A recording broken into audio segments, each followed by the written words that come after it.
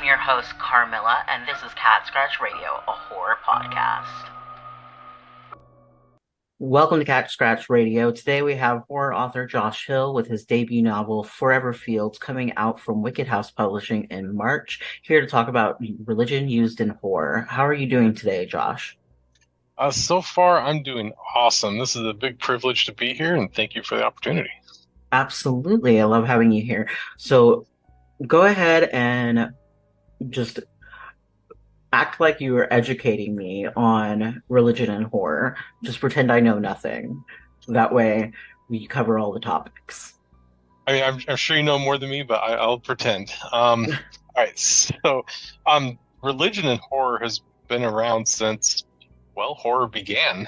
Like it was a big aspect in Bram Stoker's Dracula. Took a large part in the very first, Mary Shelley's Frankenstein. It was the Divine Comedy that taught, the monster, what humanity was about. So it's been with us since the beginning, and it's pretty much been with us very steadily and almost always ever present in modern horror. Yeah, I definitely agree with that. And we see a lot of it still used today, like Midnight Mass from Mike Flanagan's work. Oh yeah, and I plan to talk a lot about Midnight Mass, not just because I'm a huge fan, but to me, I think that it might be the most perfect use of horror and the most perfect use of religion in horror, in my opinion, because it covers so many aspects. But I'll definitely get to that later because I love to talk about it. So let's talk about the use of religion in horror. Right, and I know this is one of the three forbidden topics, which is why I wanted to talk about it. Because if anything's forbidden, Yeah. that means it should be talked about. Yes, and so we're not talking about religion in real life. We're not talking about the pros of cons of being religious. We're just talking about the use of religion in horror. So whatever personal beliefs, set them aside. We're just talking about the literary aspect of it. And also, we need to make a distinction between, real world religions and made up religions, like in a fantasy book. You know, how you use the two are very different and need to be handled different. But since this is mostly since I'm a horror author and we're talking about horror usually takes place, in roughly the real world, just with horror elements. That's not always the case because there's dark fantasy and stuff. But for our purposes, we're going to stick to real world, real religions for this discussion. Awesome. Let's see. Well, why should we have religion in horror? Like we talked about, there's a long history of the use of it in horror, going back to the very beginning. But also how it's used is also very different. It's gone from religious aspects usually being good in nature, and usually the heroes are religious, to a lot of the modern horror. A lot of religious people are usually the villains, or at least have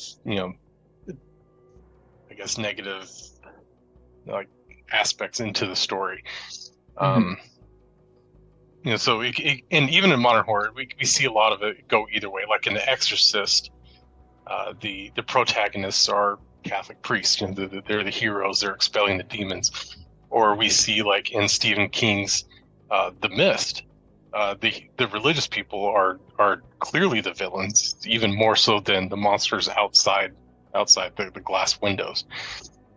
So it can go either way, and it can be everything in between, like we'll see in Mike Flanagan's Midnight Mass. We have all aspects. Now, how it should be used, whether the religious character is the villain or the hero, completely depends on your story and what's called for. What is it? A monster? Is it like a vampire? Is there a religious? Is there a religious origin to the monster, or is the character fighting and using religion? Horror has done all of these in so many different aspects in so many different ways. Let's see. But what one thing we need to uh, take into account is our personal biases. Whether you're pro or for, or whether you're against religion, it doesn't matter. Take your religious biases out of the way and do what's good for the story and what's good for the character. Um, like being ham-fisted can be applied to both sides. Like you get the Left Behind series, which are super ham-fisted, pro-religion, where every non-religious person is might as well be the son of Satan, and all the religious people are super good and can't do anything wrong. And then you have, I guess, the opposite side of that coin. Like Stephen King, I love his books, but he does this a lot. Most of his religious characters are usually the villain, but like in the Mist, like I already mentioned, all the religious people are pretty much borderline evil, human sacrificing cultists.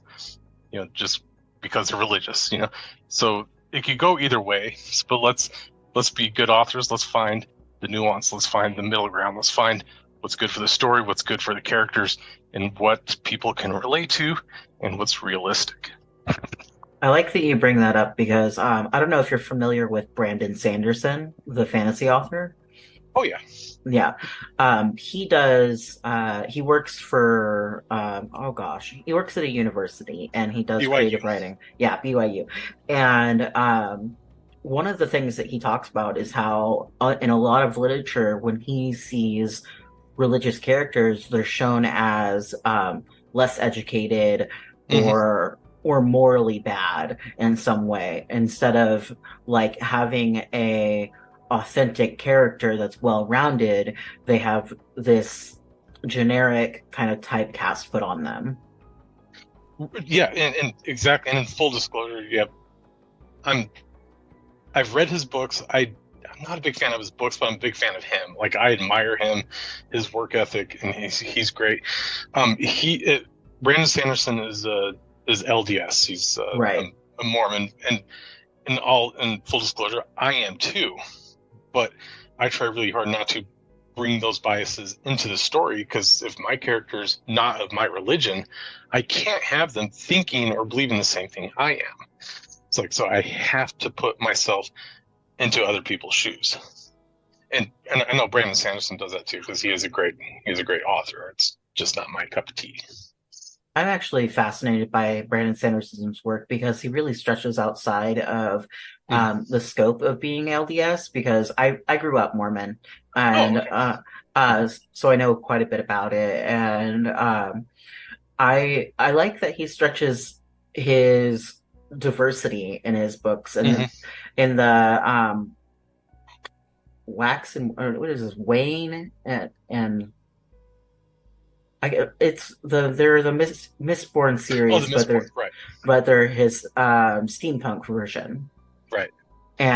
And he has like a non-binary character, and he questions like sexuality in it. And I like that he pushes those borders, and I like that he doesn't demonize things that would be like horrific, because the non-binary character is like a scary ass shapeshifter.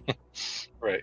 So, and that's why he appeals to so many people, is because he can step out of his personal beliefs or biases Mhm. and reach to a larger audience. Like he has that, I guess, natural empathy that he can do that. In my book of Forever Fields, like both the main characters are gay, and I show them that like they are the heroes. They're intelligent. They're competent. And one of the reasons, one of many reasons why I made that is because when I was in the military, I worked with women who were gay, and and this was a time of don't ask, don't tell. Mhm. Um, so they couldn't be themselves, but here they are, serving their country. They're being honorable, being heroic. They're strong, intelligent people, but they couldn't show people who they were. So in my works, I wanted to show that, yes, they can be the heroes. They are the heroes. And I wanted to give them some limelight, since they couldn't, in their real life. I love that.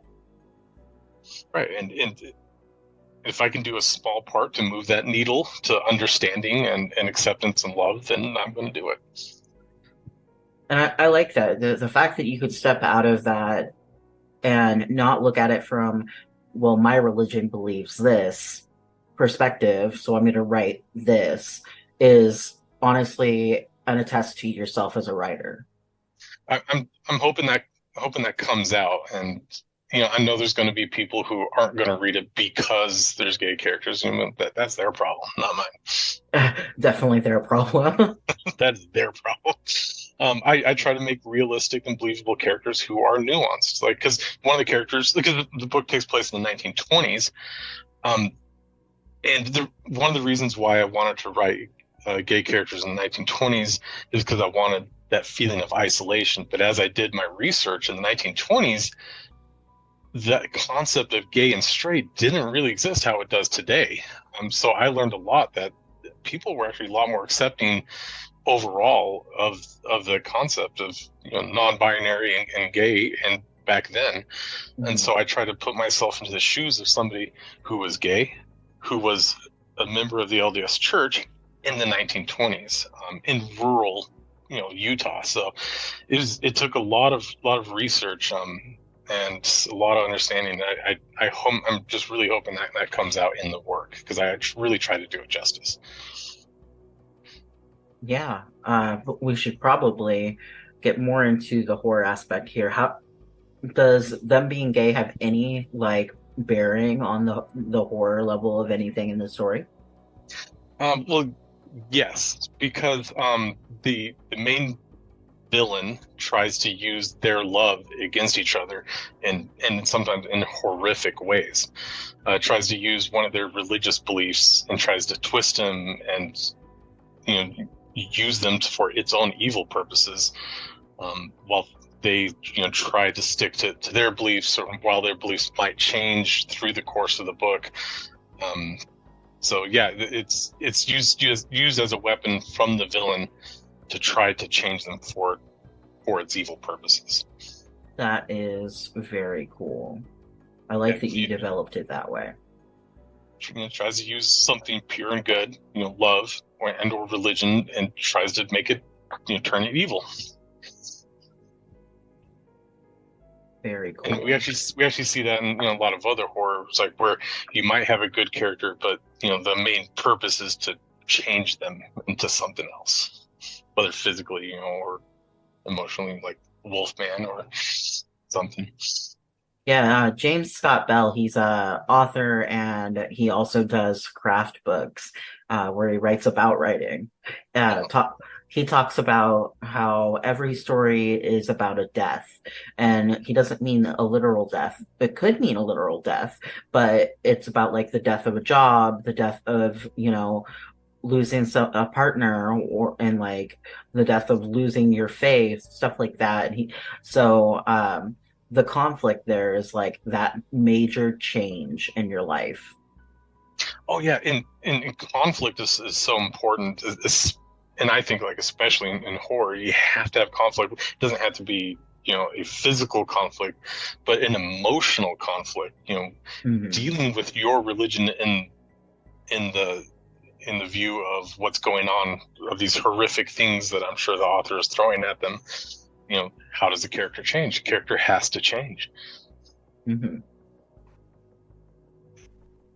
And if you as an author write a religious or non-religious person always in one certain way, well, like Brandon Sanderson, what you were saying, like if you only write them as idiots or evil or something, then that's your personal biases coming through. And try to be a little more nuanced. Try to be real. Yeah, have definitely. real people. People are complicated. Yeah, I think people, like you said, they're nuanced, and the best way to make a complex character is going to be to have those nuances, which is why, unpopular opinion, a lot of my progressive friends probably won't like hearing me say this, but I think that it's okay to have like homophobic or racist characters because that exists in real life. And And I also think it's okay to have, in one of the books that I have on submission right now with my agent, Hmm. it's a dark fantasy horror, and the main character is a religious fanatic, but like he's not homophobic. And so I try to implement that. But there are people that they come into contact with that are homophobic. And I think that having that nuance, like showing that somebody can be hyper religious and not terrible in that way, having that Hmm. nuance to it, I think makes the character feel more whole. And I think it makes a much more complex character because, like, the best villains, the villains, like as the saying goes, always think they're the hero of their story. Hmm. So to be a hero, in their opinion, there has to be some good, even to the worst villains. There have to be some kind of quality that's not just evil. Otherwise, just have a mustache twirling, top hat wearing, throwing a woman onto a train tracks villain. Right, and those were great for the time period that they came out in, but now I think readers and viewers are looking for something more, and that might be why so many people have been complaining about the new movie Thanksgiving. Uh, I have not seen it yet, but I have heard that there's no real rhyme or reason behind it. Hmm. Oh, So, yeah, I haven't seen it either. I'm not sure. Have you seen the movie Krampus? yes. Yes. See, it's a fun, kind of goofy horror Christmas movie, and Hmm. it's one of my guilty pleasures. But funny enough, it has actually some really nuanced characters in it. It's like you have some really annoying, like ultra conservative, you know, characters, but they have their moments that show good qualities through it, and vice versa. Um, you have some people who are super into their job and are kind of losing the feel of the family, but they have their moments where they overcome that and put family first. Like, so there's a lot of nuance to the characters, and I appreciate like what they did with that. I actually think it's really pretty good writing. I actually really enjoyed that movie quite a bit. I thought it was very fun. It was like I said, it's a guilty pleasure of mine. I watch it at least a couple times a year, but I really like the character development, and I think that's a good example of having those kind of characters change and overcome, and even if they're not bad characters but just annoying, they still have their good qualities, and I think that needs to go in horror for the religious or non-religious. Like for example, since we're going to talk about Mike Flanagan a lot, Mike Flanagan himself is an atheist. He Mhm. was raised, I believe, Catholic, but has since become atheist. But in all of his stories, there's always a religious aspect to it, and he always does it justice. Like he presents it in a realistic manner, whether Mhm. it's good or bad. Like he makes it real. It's like these could be real people. Those are real complicated beliefs. Yeah, I'm a huge Mike Flanagan fan. I'm sure you've watched The Fall of the House of Usher Oh already. yeah. Oh yeah. I ate it up, but Midnight Mass is definitely. Uh, my friend and I like to call it a fuck around and find out movie. It's a good way to put it. Yes. Yeah. For me, it's like a master's program on how to use religion in horror. It's because it has all the aspects of it. Um, like because you have this insular community on as isolated as possible. They're on an island, miles away Mhm. from everybody, and there's pretty much just one religion, and that all characters gravitate around it in some way, whether they're believers or non-believers, but they're all connected. Um, like you have Father Paul. One thing I love that actor's performance. I want to see him in everything now. But Father Paul, he's obviously religious, but he's also the villain. But he's also so sincere about his beliefs. Like he believes he's the hero. He believes he's doing good. He's bringing Mhm. salvation and eternal life to the people that he loves, to like all the people. And like the path to hell is paved with good intentions. He's the prime example of that. Oh, Uh, absolutely. or we see a Riley Flynn, who used to be really religious, but has since lost his faith, while his uh, what's her name, Aaron Green, his friend when he was a kid, was not religious, but now has become religious. And so you have those two playing off each other, and then you have Bev Keane, the one of the most horrible villains. I mean, she's a great villain, but she's one of the worst villains ever because she is so evil. But she's also the one that professes to be the most religious, and she Hmm. uses that religion to gain power and to take out people she doesn't like. So she's everything bad about religion. Yeah, Well, there's a lot of really great juxtapose. well, the Sheriff Hassan, Mm. he's a Muslim. He's everything good about religion. Like he is honest and sincere and only wants to help people.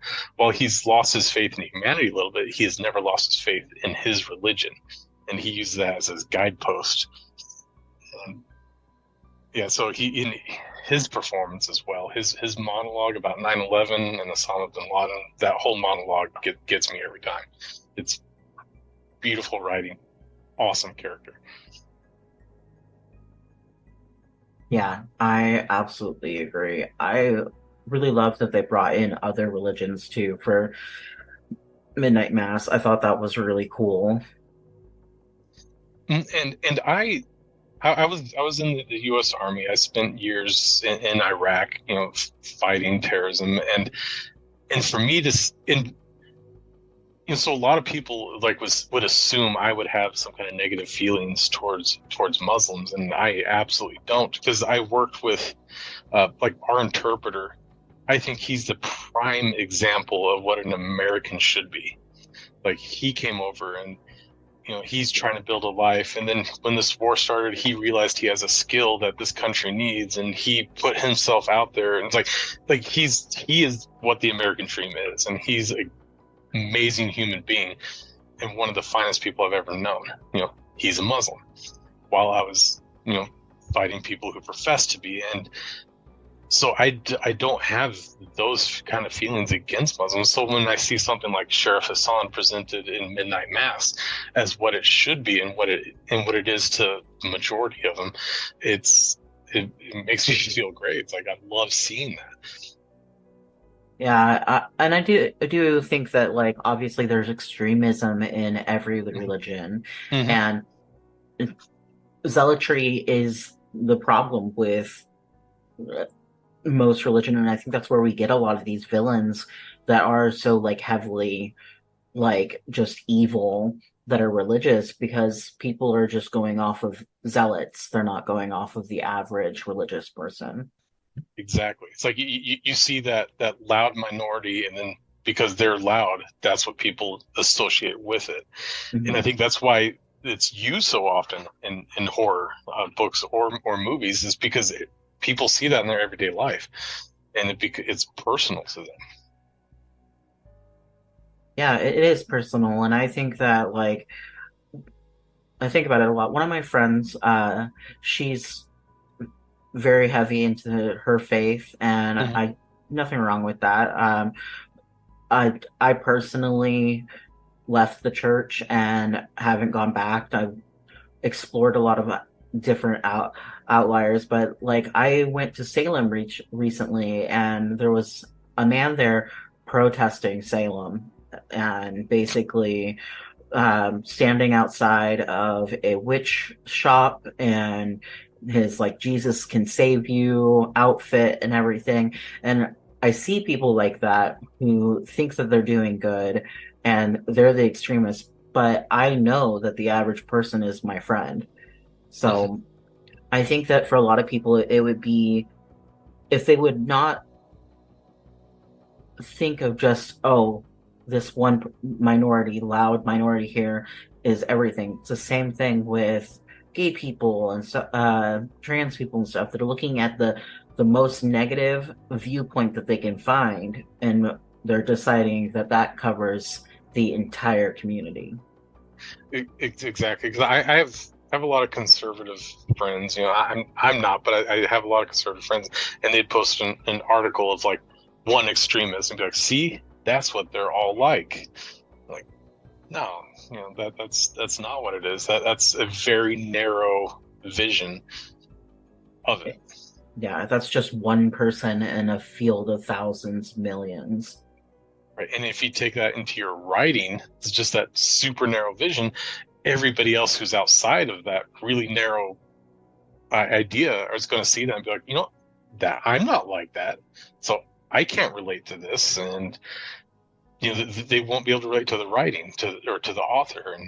And that comes across so easily. And people see it. It's like, that's not me. Oh yeah, and I think when people write that like hardcore zealot cultist Hmm. like mentality, it comes off almost cartoonish. Right. And it's fine to have a character like that, but it's just when you portray all of them like that. Right. That's where it becomes, like you said, cartoonish. I'm going to steal that because I think that's a good word for it. Or like one of my friends says, it's so ham-fisted you can smell the Hormel from across the room. Yeah, I could see that. Now, there's a lot of good reasons to use horror besides just having more nuanced characters, but especially if you're writing supernatural horror, you have a long history built into your story already that most people already know in some way. You have some super evocative imagery, priests and crosses, and or witch burnings, and or exorcisms. You have, like, people know that's part of culture, whether you're religious or not. So being able to have all that, not having to have exposition to explain everything, it's like you already have a long history built into your story, built into your characters. Yeah, definitely. And again, going back to Midnight Mass, like having, even in such an insular community, having people of all different kinds of beliefs, it makes for a much deeper world building, much deeper characters, and that's why Midnight Mass, like all of his Flanagan stuff, is great. But that's why a lot of people consider that, his magnum opus. Like, that's, a lot of people like that the best, because every character is nuanced. Every character has that story and has that history and are real to the viewer. Oh yeah. I think that Bly Manor is actually my favorite of his work so far. It's Um, also my favorite. yeah. So I'm a bit of an outlier on the Midnight Mass. I do like Midnight Mass, Mhm. but yeah, Yeah. Bly Manor is the only one of his that has made me physically cry. So it takes the win. Yeah, by default, that's I'll admit, I think I've cried at all of them, He's a good except for writer. Midnight Club. Except for Midnight Club, I didn't cry at that one, but I think they yeah. could, if they got a second season, we might have cried. Oh yeah, where he was going with that, that's brilliant stuff. But yeah, Oh yeah. I think it had to have had a second season, and that people would have got it more, but alas. Yeah. It's unfortunate, but at least we got the fall of the House of Usher. So Yes, we got that before he wisely chose to leave Netflix. yeah. Um, oh, you mentioned this earlier. Having a character with juxtaposed beliefs, like you said, you had that ultra religious zealot character, but who had the belief, in equal rights with LGBT people. It's like, to have that kind of dichotomy in a character, whether villain or hero. I think is I think that's a hallmark of a good character. Um, it make because most people I know have those kind of beliefs. Like, yeah, I'm like, I'm a Democrat, but I believe this, which is opposed to what Democrats believe. Or I'm a Republican, and I actually believe this, which is opposed to Republicans. And most people, I think, once you get down to what they believe, especially with religion, they're I think it's very hard to find two people that believe the same thing. Oh yeah, and I think it's a lot less polarized than people think it is. Absolutely. That's why I never talk religion or politics online is because I want to be talking to people face to face. Like I want to get that nuance because you only really understand them. You can't really understand what they're saying completely, through Facebook or something. It's like I want to get to know you, find Yeah. out what you actually believe. On Facebook, you only get like a small sliver of who they are as a person, and that's gonna not be enough to have a full conversation about what, how you feel about something. Because uh, there is this place, I'm not sure where it's at, but it's a library, but you don't check out books. You Mhm. can meet another person and have a I heard discussion with about them. that. Yes, I would love that. And I think every writer should do something like that because if we want to write nuanced characters, especially when we're talking about religion, then we need to introduce ourselves to nuanced people. And I love the concept of having a library where you check out a person and you get to hear their life story. I really wish we had something anywhere close to me because I would absolutely use that. Um, yeah, because especially when you're doing research for religion for a book you're writing, like especially a religion you're not familiar with, don't just go to Wikipedia and just look up the bullet points. Find somebody of that religion and talk to them. Find out what they actually believe, what they actually think, and find out what they agree with, and then some of the things that they don't agree with. Because everybody has that. Yeah, and Yeah. research is a huge part of writing in general, and I think that a lot of people need to recognize that what we learned in high school, in college about doing research is that first person point of view is the best source of reference that you can use. Oh, absolutely. And especially like when I was in college, writing a research paper, you would have to use a first person resource. And Hmm. there's a reason for that. It's because you get the most factually correct uh, data from it. And same thing with writing. You get what's most correct by those first person sources. Go out, find that Catholic. If you can find a Catholic priest, even better. Talk to them, find out what they think, what they believe. And especially Catholics, you could just go into a Catholic church and talk to them. Oh Like yeah, they will talk to you, especially if you're asking about the religion and everything like that. They will have a zero problem with you going in, and that's actually any church, as far as I'm aware. I've hmm. I'm trying to Well, think of one that had. Oh, there is one. The Druze community. They don't like to talk about it. Like they might tell you the basics, but they don't like to really get into it. So it might be harder to I do was gonna, that. s- But I was gonna say Scientology is another one oh that it's a little. You can't just walk into a Scientology place and be like, "Hey." no, I I know some Scientologists, and just trying to talk to them about just their beliefs is difficult. Not impossible, but difficult. Yeah, definitely difficult.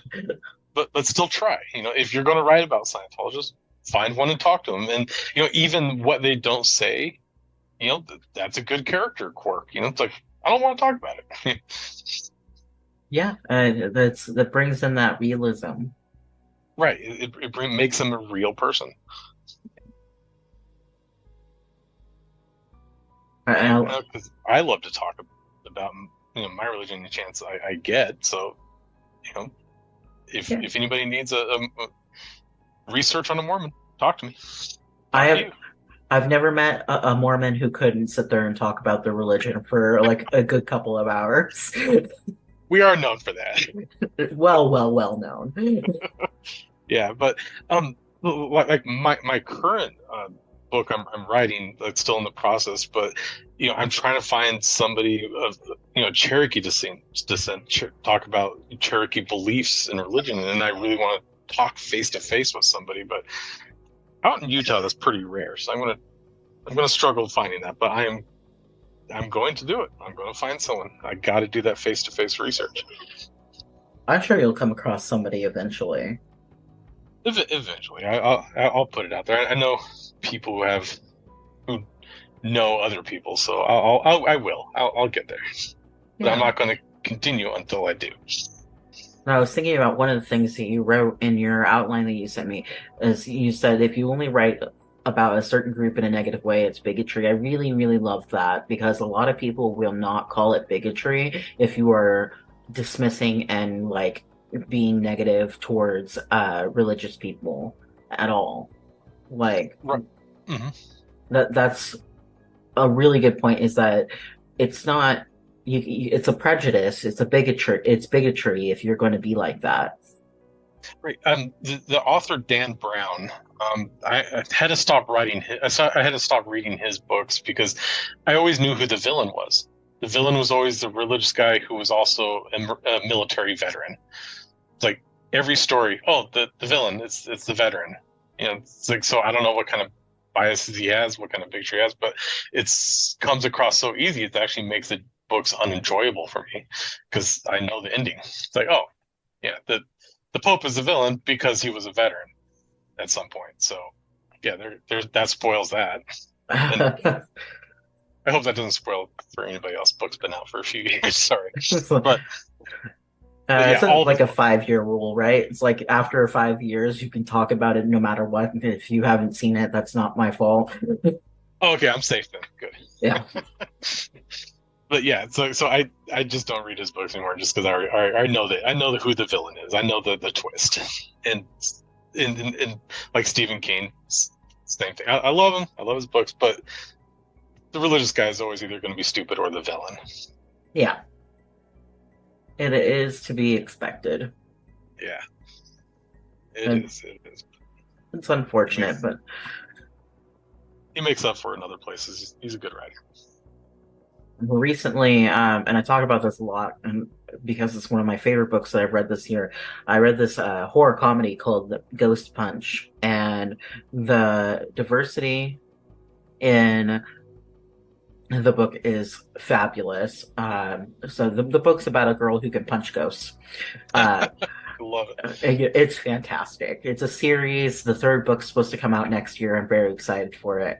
Uh, but there's a lot of diversity in it to the point where like there's people who practice witchcraft and well, witches are real in this world, Hmm. but like they also have like your very, crystal girl type thing.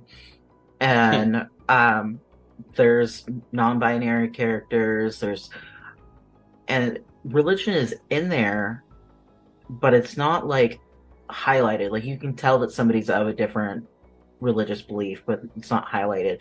And believe it or not, that's also an ex-Mormon who wrote that as well. Ah, I'm starting to see a trend. Yeah. Well, it does help that like apparently 75% of all authors are Mormons, but in some whatever flavor, Mormon, ex-Mormon. mixed Mormon, ex-Mormon, in between. It's like the church breeds writers. I mean, we're, we're us Mormons. We're a big group of nerds. We read a lot. There is a lot of reading going on. I mean, they did make us go to seminary every week. There's a lot of reading, and even in despite of that, a lot of us still enjoy reading. Yeah, surprisingly so. Right. So we made it through, but we still enjoy reading. And people who read a lot of times end up writing. Yeah. So what are like some of the ways that my listeners can find you online? My Facebook page, it's just Josh Hill. I just started an Instagram account. Now keep in mind I am super technologically illiterate, but I managed to start an Instagram account. It's a Josh Hill author. Super easy. Even I can remember that, and I have the worst memory in the world. Um, and I'll be starting a TikTok later on, but for now, Facebook and Instagram are the main ones to get a hold. Good luck with TikTok. I cannot get my finger wrapped around it. Uh, Oh and so expecting Forever Fields coming out this March, right? To yes, 2024. Yeah, that's yes. exciting. And is there any parting words you'd like to impart upon our listeners before we in this episode? Um, do your research, get to know people, and as you do, you'll learn to love them. There you Yeah. go. And one last question before I let you go. What Yes. was your favorite scary movie this year? Oh, that came out this year? Oh, Mm. Or that you watched this year? that's a tough one. Because I watched so many. I have the name of it. Shoot, give me 1 second, and I don't have an answer. Um, it's a horror movie, and it all takes place underwater. They're exploring this underwater house. Oh, wow. Really wish I knew, but like I said, I don't have a memory. I don't remember names, but I can find it here really quick. Oh, The Deep House.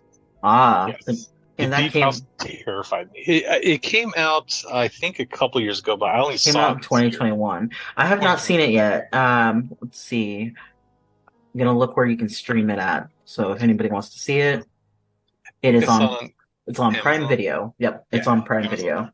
All Yeah, it right. is so claustrophobic and so creepy. I loved it. It was a huge surprise for me. I highly recommend it. Awesome.